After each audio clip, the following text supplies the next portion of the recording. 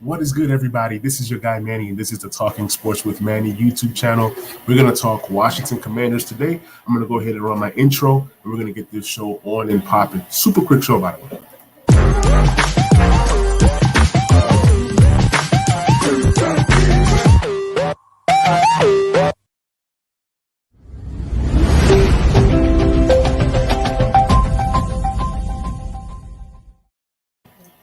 So the Commanders take on the Detroit Lions this week, and it's actually a bigger matchup than what most people think. Most people probably think that the Lions are the same Lions, right? Or the Lions are this or the Lions are that. They're well coached, man. Dan Campbell is the man. I love his tenacity. I love what he brings to his team. I think this game is going to be a tough game. The Lions are loaded offensively, and that's going to be a problem for the Commanders if the defense doesn't tighten up. There's going to be a few names that we're going to talk about, some guys that I feel could have a really good game. And I'm going to share my screen. I'm going to go to a player profiler just to kind of give us a visual while we talk about certain players. But the first player that I want to highlight goes by the name of Deandre Swift. Deandre Swift is a really good running back. But I want to say this. Deandre Swift went off against the Eagles. Maybe it's something more so that the Eagles have a really bad rushing defense, right? The Commanders have a better rushing defense, and they struggle against the pass. So I'm looking maybe it could be more of a Jared Goff type game. And, Amon-Ra St. Brown, T.J. Hawkinson, DJ Chark, they got some guys offensively that are capable of, creating some plays. Obviously, Jameson Williams is still on IR, so he won't be there, which I'm glad. But I've even talked about this even prior to the season. They have a really good offensive line. So our defensive line have to show that, hey, that we the stuff. The Lions are loaded offensively. And like I said, guys, the first player that I want to highlight is Deandre Swift. Just give me a moment to pull up the visual. This guy right here, the only knock to Deandre Swift is his health. He's always been a pretty good player. Even last year, for those of us who play fantasy football, you love Deandre Swift. You love what he brings to the table, but it's always just that question mark on can he stay healthy? Is he durable? Matter of fact, Deandre Swift this week has not been practicing. He's not been practicing, so he didn't practice, I think, Wednesday and Thursday. He finally practiced today. He returned back to practice, and he's officially questionable for this game versus the Commanders. I do think that Deandre Swift actually gets to play. So if you do follow fantasy football, Deandre Swift is the third running back right now. He ranks number 3 in terms of production as a running back. So it kind of translates with real life. As you guys can see, versus the Eagles, he had 15 rush attempts for 144 yards. This guy is a beast. He had 3 receptions for 31 yards and a touchdown. So, over 170 yards from scrimmage and a touchdown. That's elite. That's prolific. If you can see what he's done the last couple years, 521 yards, 617 yards, he's already off to a great start. So it looks like this is the year that Deandre Swift is going to get to 1,000 yards rushing. But I will say this. Each year, he's only played about 13 games. Deandre Swift is going to miss games just because he's a smaller guy. He's 5'8". But when this guy plays, he is an elite talent. People talk about Jonathan Taylor. Rightfully so. Jonathan Taylor is great. But Deandre Swift has that same kind of ability to be as great, if not better, than Jonathan Taylor because Deandre Swift is one of the better pass-catching backs, not only in his class, but in the NFL. So I'm going to highlight Deandre Swift. How can the Commanders stop Deandre Swift? Obviously, we lost for Darian Mathis. He was really good against the run. I like Deron Payne. I like Jonathan Allen against the run. Those are 2 really good defensive tackles. The Commanders do well against the run. My only problem is when Deandre Swift gets past the first line of defense. What are the linebackers going to do when he gets to that third level of the defense? What are the safeties going to do? That's what it all boils down to. Hawk, appreciate you hopping on the stream. Hawk says, Manny, I stand corrected as you were right about the Kansas City and Chargers game. I told you, man. I told you. It's just something different about the Kansas City Chiefs this year. They have a lot to prove. They've lost Tyreek Hill. They've lost a lot of different guys. So I think the Kansas City Chiefs are going to be better this year than they were last year. And you see they're putting the emphasis on the defense. Speaking of defense, what are the Commanders going to do when it comes to containing a Deandre Swift? We know who Swift is, right? But they also have another running back that goes by the name of Jamal Williams. And this guy right here, he's a beast. He's one of the better backups in the league. This guy could be a starting running back anywhere else. You know what I'm saying? He could have been a starting running back for Washington because they needed that bruiser. It's a former 4th-round pick from BYU. He played great for Green Bay. They had that nice 1-2 punch when it was Aaron Jones and Jamal Williams. And not only that, he's one of the leaders of the team. If you guys have heard the speech from Hard Knocks, Jamal Williams brings the passion. He brings the energy. Obviously, he rushed for 11 attempts last week, 28 yards, but he had 1 reception, 2 yards, but he had 2 total touchdowns. That's as big as Deandre Swift running for 144. So as a combination of guys, they rushed for over 180 yards or all from scrimmage, all combined, right? These 2 guys had 3 touchdowns. The Lions put up a lot of points versus the Eagles, but then again, I'm not comparing the Commanders to the Eagles. Is it that the Eagles are not as good defensively? But the Commanders struggle against the Jags. I know it's week 1. You really don't find out about a team until it's like week 4, okay? Hawk says, we need the defense to make approximately 3 stops. This will be a shootout for sure. Absolutely. I see this being high scoring. I mean, the first team to get the 28 points most likely wins the game.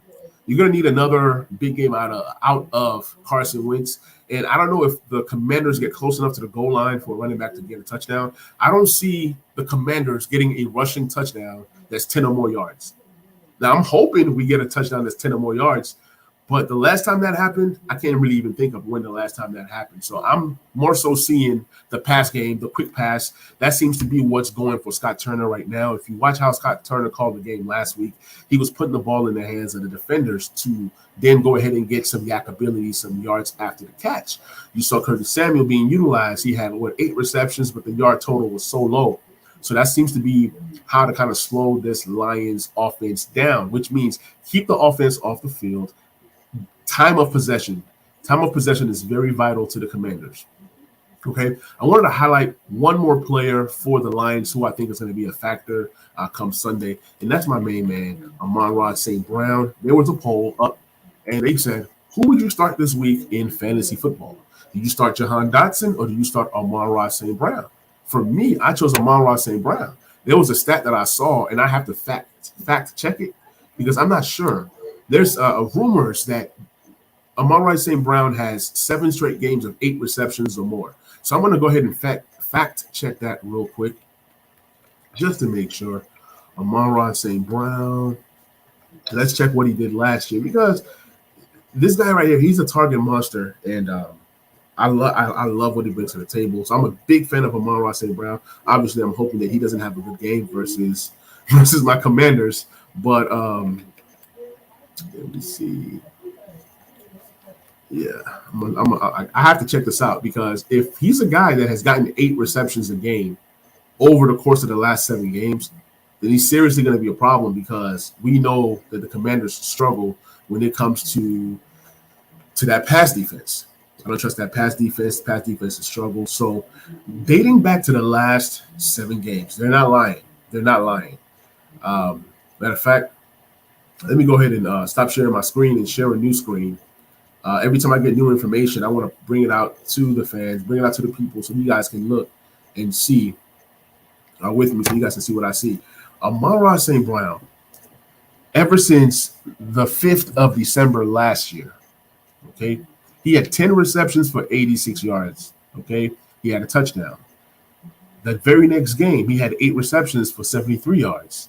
The next game, he had 8 receptions for 90 yards, 1 touchdown. The next game, he had 9 receptions for 91 yards and 2 touchdowns. The next game, he had 8 receptions for 111 yards, 1 touchdown.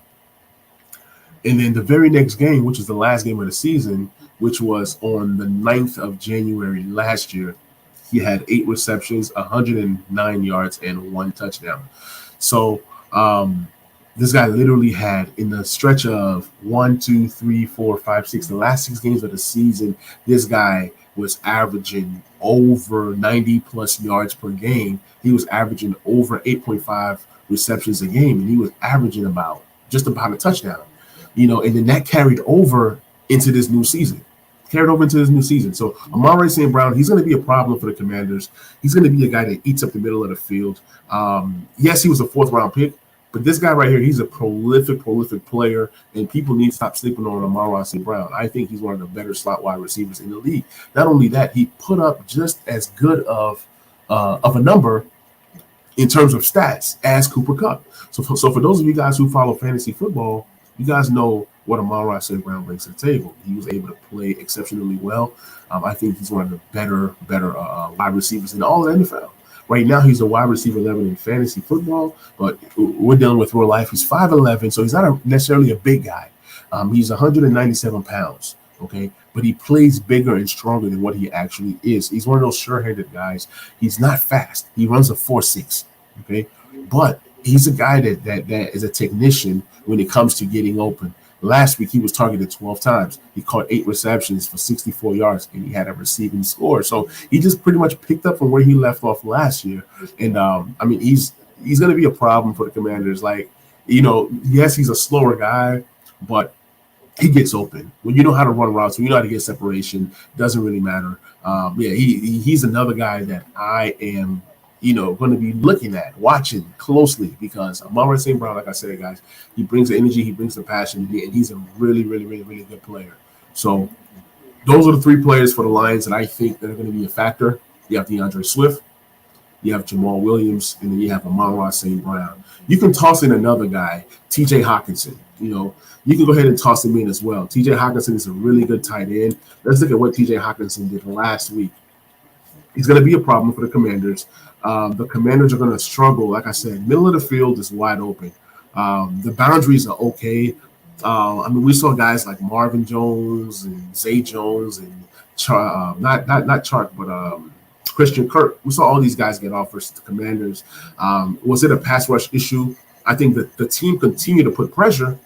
Continue to get to Trevor Lawrence. A few times it could have had sacks and it was roughing the passer intentional grounding. And a few times he was able to make these throws.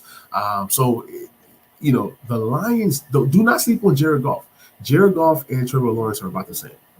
When you talk about who has the better offense, it's definitely the Lions. They have Swift, they have Hockenson, they have all these different guys that Jacksonville didn't have. So now you're going to be on your P's and Q's. You're going to have to bring your best effort, okay? So T.J. Hockenson last week, he had 7 targets for 4 receptions, 38 yards. Do not sleep on T.J. Hockenson. Just because he only had 4 for 38 does not mean he gets 4 for 38 versus Washington. Is Jamin Davis going to play ball? That's the big question. Jack Del Rio today called out Jamin Davis. They asked him a question about Jamin Davis. He says, obviously, I've given you guys a lot. Jamin Davis needs to play a whole lot better. We're going to need Jamin Davis. We're going to need Cole Holcomb. We're going to need Benjamin St. Juste in the slot. We're going to need all these 3 guys to be effective versus guys like Amon-Ra St. Brown and T.J. Hockenson. It's going to be a long day if they cannot contain the middle. Because I'm telling you guys, all Jared Goff is going to do is find an open guy. And then also you have the running backs out the backfield, where Swift and Jamal Williams, both guys are excellent at catching the ball out the backfield. So these are some of the things that we need to look at. Now, we're going to go ahead and transition to the Commanders, right? Obviously, you have Carson Wentz, who played really well. And I was proud of what he was able to do, those 4 touchdowns, how he was able to overcome adversity when he did throw those 2 fourth-quarter touchdowns. He came back with 2 fourth-quarter. He threw 2 fourth-quarter interceptions, and then he came back and got 2 fourth-quarter touchdowns. So it was good to see the resiliency out of Carson Wentz, big quarterback, 6'5", 237 pounds. He's very mobile. At 4'7" in a 40-yard dash, he's very mobile. Like I said, he had 41 pass attempts last week, 313 yards, and 4 touchdowns. But my question to you guys, the fans, is, does Carson Wentz have to throw for another 300 yards for the Commanders to win? Does Carson Wentz have to throw for at least 3 touchdowns? I think he's capable of doing both, and I think he will do both. I think that Carson Wentz comes out, throws for over 300 yards, and throws for over 3 touchdowns once again. The run game is still a question mark to me.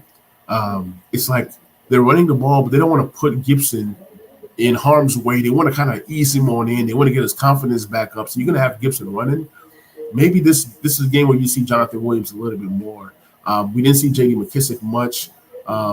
So it's going to be interesting to see how we incorporate the run. But I do feel like the more balance the Commanders get, the better. Obviously, Terry McLaurin has to get the ball. Terry McLaurin has to be highlighted this game. He has to get at least 10 targets. If Terry McLaurin gets 10 targets, it's going to be better for the offense. Terry McLaurin, a guy who has 4.35 speed, 6 foot tall, 208 pounds. He's a decent sized wide receiver. He's not big. He's not strong. He just does the right things. And as of right now, you have to think, will Terry get to 1,000 yards this year? I think he will. The last time that Carson Wentz had a 1,000-yard wide receiver, he didn't have any with the Eagles, I don't think. And he recently just had one last year with Michael Pittman. But Michael Pittman was force-fed. With this offense, you don't have to force-feed Terry McLaurin. But he has to get at least more than 4 targets. The last 2 years, 134 targets, 131 targets. That's with no help and with no quarterback. Both years, he had 4 receiving touchdowns and 5 receiving touchdowns. So already, he's off to a great start when you're looking at touchdowns. So you can almost say Terry has a chance to get more than 5 touchdowns this year. He's already on pace for 17 touchdowns. He's not going to get 17 touchdowns, at least I don't think, but he's on pace for 17 touchdowns. So he's off to a good mark when it comes down to receiving touchdowns. Now, the 2 receptions at this pace, I don't know if he cracks 77. It would be a good problem if Terry is not force-fed, but Carson Wentz is hitting the right guys. As much as I want Terry McLaurin to get more than 4 targets a game, you also have to look at the Florida offense. And the Florida offense said that, hey, Curtis Samuel was the guy that they was trying to get the ball to a lot. They used Curtis Samuel like a running back, even though he was receiving the ball. He'll catch a little 2-yard pass and turn it into 5. Catch a little 2-yard pass, turn it into 7. Catch a little 2-yard pass, get the first down. So that seemed to be working for the Commanders. So I see this game where you're going to need Terry. He's going against his former college teammate. I can't think of his name right now. It escapes me, but from Ohio State. And the guy is a very, very good corner. So I'm looking forward to the matchup. The name will come to me in a minute. But, Terry definitely needs more than 4 targets. That's one of my keys to the game. Get Terry the ball. Don't force it, but at the same time, it's okay to throw his way every now and again, then to open up for others. So look for Terry to get the ball a lot this week. A guy I want to highlight is Jihan Dodson. This kid is special. He's special. Right now, he's a 17th ranked wide receiver in fantasy football. But Jihan Dodson, what he was able to do was magnificent. He was targeted just 5 times. So he only got 5 targets. So the targets wasn't there to be spread around. Some games you're going to get Jihan with 10. Some games Terry with 10. Sometimes Curtis Samuel with 10. Curtis Samuel had 11. But we're going to get to Curtis Samuel in just a minute. So Jihan Dodson, he was targeted 5 times. He caught 3 of those, 40 yards, but he had 2 touchdowns. And both of those touchdowns were a thing of beauty. This guy, he has a chance to be special. He has a chance to be special. I am so glad we traded back. Instead of grabbing Olave, we were able to get Jihan Dodson and then what turned into Brian Robinson. And I want to say the trade turned into Brian Robinson and Cole Turner and Sam Howell. So I think it was a great trade. At least that's what I think that that trade back turned into. Either way it goes, Jihan Dodson is a phenomenal talent. A guy that has 4.4 speed, 4.43 speed. He's not a big guy. He's 5'11", a $181, and that's just being generous. That's being generous, but he's a guy that's a technician when it comes to running routes. And then he catches everything. Then his vertical jump is just out the gym.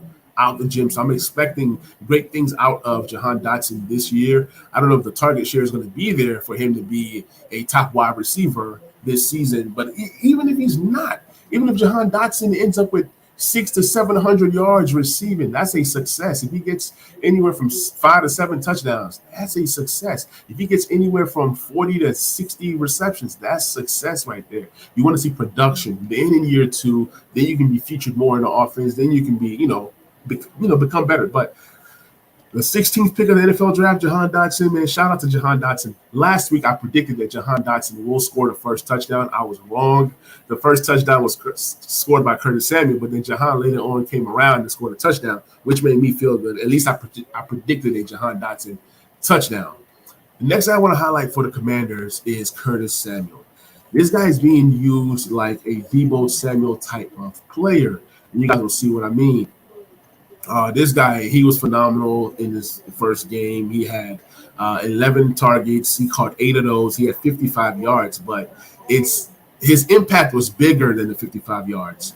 Will he continue to get 11 targets a game? I don't think so, but I see him being heavily targeted. I see him with about 7 to 8 targets come this week versus the Lions, and he's going to be involved. He's going to run the ball. He also had a few rushes as well, including a 11-yard gainer that he had. So I'm expecting great things out of this kid, man. Look, he's back. He's healthy. He's having fun. He's also 5'11". He's 196 pounds, so he's a little bit bigger, a few more pounds bigger than Jihan Dodson. But you have 3 wide receivers that are about 5'11" to 6 foot tall, and they're all fast. Curtis Samuel runs a 4.31, so you have 3 guys that run at least a 4.4, and all 3 guys can catch the ball. All 3 guys have that yak ability after catching the ball. So I'm excited for what Curtis Samuel can do if he's fully healthy. Last guy I want to highlight for the Commanders, actually 2 more guys. Logan Thomas came back from injury, and nobody knew if Logan Thomas was going to be able to play or not. Logan Thomas is going to be a problem for the Lions. It's going to be a problem for the Lions.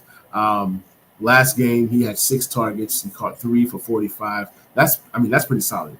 3 for 45 is pretty solid. That means if he had 12 targets, he's catching 6. That's 90 yards. So I'll take that all day. I think that Logan Thomas goes over 70 yards. That means you're going to see less production from one of the wide receivers. I don't know which one it's going to be, but it's great to have multiple guys that can come in and produce. This reminds me of the year that the Commanders had Jamison Crowder, Pierre Garçon, Deshaun Jackson, Jordan Reed. It's giving me that kind of vibe, those kinds of feels, to where all 4 guys could have about 700 to 800 yards receiving at least each. So it's definitely possible. If that happens, then Carson Wentz is throwing for 4,500 yards or more.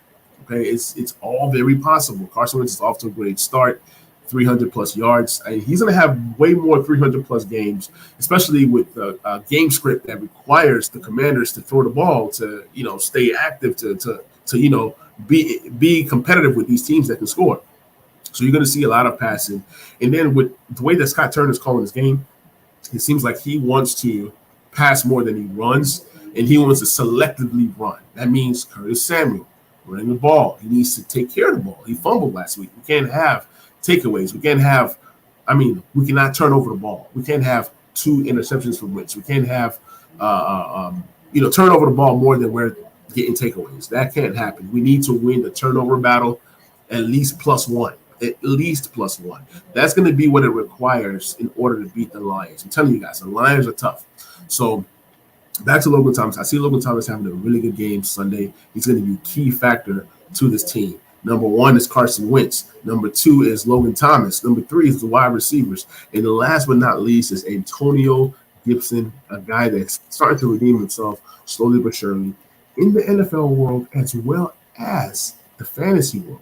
Right now, he's the running back 10 in fantasy, which translates to real life, obviously. He ran the ball 14 times for 58 rushing yards. So that's kind of where they want to have Antonio Gibson. You don't want to give Antonio Gibson more than 14 carries. It could get kind of scary if you have Antonio Gibson running for more than 14 times. But game script is always game script. But that's where I kind of want Antonio Gibson, is at 14 carries. Then bring in Jonathan Williams with a few carries. Go ahead and bring in McKissick with a few carries. Curtis Samuel gets a few carries just to get that total number of carries to about 30. I think the Commanders want to run the ball at least 30 times. If it's a script to where we have the lead, now you have to run more.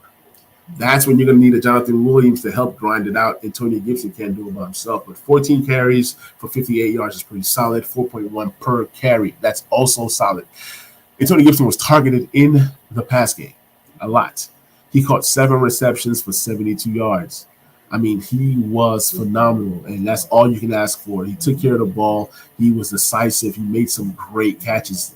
This is the Antonio Gibson that we've always wished that we had, which is an Antonio Gibson who's going to be involved in the pass game. So the Commanders legit have 5 guys that can command the ball, that can command 7 receptions each. and produce over 70 yards each. The last time this happened, I can't even tell you, because even with those Jamison Crowder teams with Kirk Cousins and Jordan Reed and Garcon and Deshaun Jackson, they didn't have a pass-catching running back. At least I can't think of one right now. So this is a good problem to have. Brian Johnson Jr., he's back. He's practicing. He's training again. So once he comes back, that'll be another added weapon for this team to be that power back that helps to grind out games and those positive game scripts to where you're playing with the lead and the defense is playing well, and you need that grinder that's going to run the ball and help to run out the clock. So I love what Antonio Gibson was able to do in week 1. Hopefully he has that same fire, that same passion going into week 2. As long as Antonio Gibson takes care of the ball, he's going to be in Washington for a very long time. God forbid if Antonio Gibson starts to fumble the ball and starts to have these different issues, then you're starting to see, okay, well, after his, last year is up, next year you might move on. But he gave me no reasons to think that the team wants to move on. Antonio Gibson is going to be a huge factor come Sunday. They're going to need him in the run game. They're going to need him in the passing game. They're going to need him to be a weapon. And that's his nickname, Antonio Gibson, a.k.a. Weapon, right? He was able to catch the ball very well. He's able to move the ball. He's able to make people miss. And he's a bigger guy. Although he is, 6 foot tall, 228 pounds, he's more of a shiftier 228. Okay? He ran a 4.3. So that we have multiple guys on the team that run a 4.3, 4.4. So we have speed on the offense. You can spread it. You can throw Antonio Gibson into the slot. You can throw Jihan Dodson into the slot, Terry into the. You can interchange and move people. And what I loved the most about Scott Turner last week was that he was able to motion people. You didn't really know who was doing what. Okay, Curtis Samuel, you're going to run the ball. Okay, Gibson, you're playing wide receiver. Okay, Terry, you go long. Okay, I'm going to hit you deep. Then you have Jihan Dodson. You just run, turn, throw it up. He jumps, catches it. I mean, this offense looks great. It's going to be a tough battle versus the Lions. The Lions do have some guys on defense that are going to be problems, and I'm looking forward to the game. I think the Commanders pull this off. It's going to be a close game, maybe like a 30-27 type game, something like that. I think that Curtis Samuel has over 70 yards receiving. I think that the defense plays well. Hopefully a couple turnovers, a couple takeaways. I just don't know who. We need the special teams to be special. We need something out of Dax Milne. We need something out of the run game. We need field position. We need, when the punter punts the ball, make sure it's inside the 10. These are the little technical things that if the Commanders do, it can be a victory for them. Looking forward for the Commanders to go up 2-0. Don't like to look ahead, but you're going to have the Eagles come into town. And the Eagles are going to be playing a tough matchup this week. So whether the Eagles win or lose, they're going to be coming to play the Commanders tough come week 3. But we focus on week 2, Commanders Lions. I have the Commanders winning 30-27. This is a great episode. If you guys can please subscribe and please share. And if you're listening to the audio version, please leave me a 5-star rating. Please leave me a comment. It helps to build the show. I appreciate all the love and support, and I will catch you guys on that next episode. We out. Peace.